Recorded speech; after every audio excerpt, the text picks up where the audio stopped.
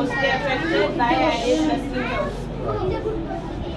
Aedes mosquitoes can be born in even 1 centimeter of water. 1 inch, 2 inch, as much. And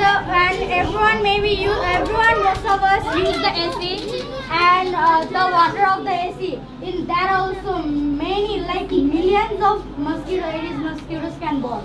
Right, so we should always change the water. But some of the people, like, they need to store the water. Okay, store the water, but cover it with something so nothing, any dust or something goes to the water and there is mosquitoes born. Cover the water and keep it. And always clean your garden. Like some of you can have small plants. Yeah, just clean it. Always clean the water so that this mosquito can't born. Store the water, not clean the water.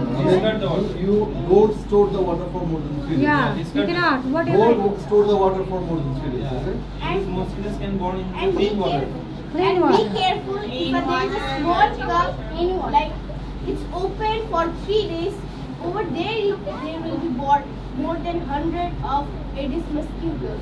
We should throw this water. If we need to keep this, close it, like Sharika said. Still, we cannot keep for more than 3 days.